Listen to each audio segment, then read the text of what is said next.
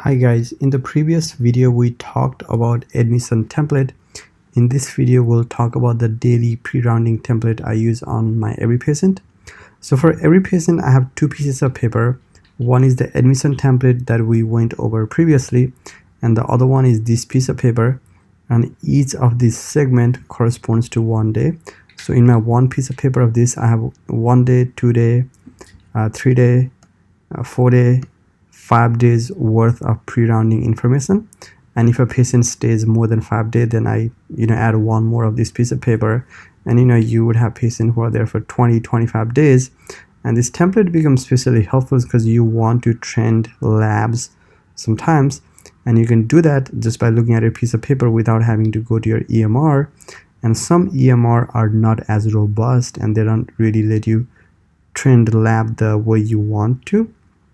So let's say, for example, you want to see how their hemoglobin has changed over the days, then you can just compare the hemoglobin over the last few days right here.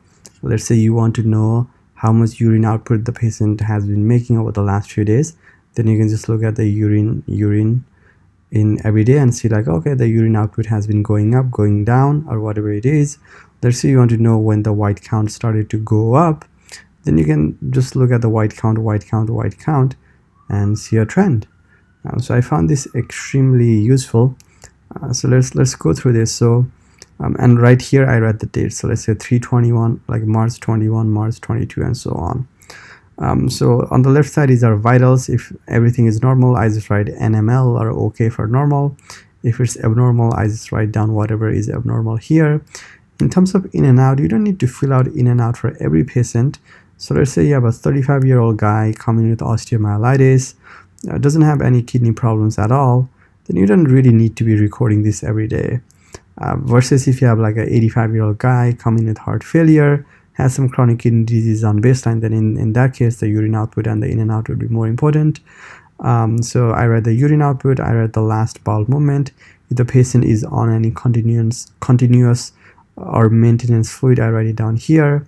What's the net in or out in the last 24 hours, and what's the net in or out in the since admission, I write it down here.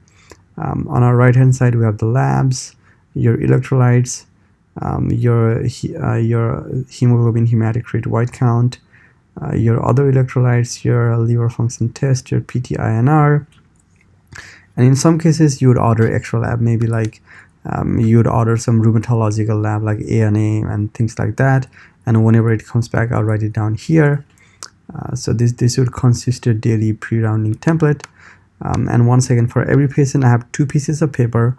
One is the admission template we discussed in previous video, and one is this pre-rounding template.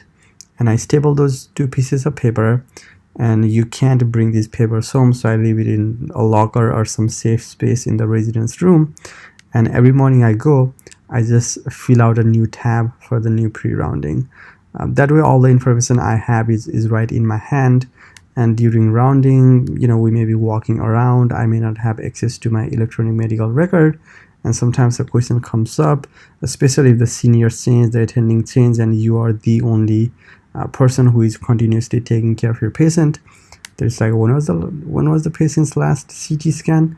Then I can essentially look into my paper and immediately find out, oh, the last CT scan was done on the 31st of March. Or let's say you want to ask like, when did the white count start to go up? Again, you can immediately look in your piece of paper and tell like, okay, up until the 30th of March the white count was normal, it started to go up since the 31st, but it turns out that the patient was febrile since the 31st, so the patient was febrile before the white count went up. So I really like my document keeping system, and hope you find it beneficial too. If you use it, leave it in the comment how you like it. It's detailed, extensive, but I think it's helpful. Thank you for watching my video. Bye.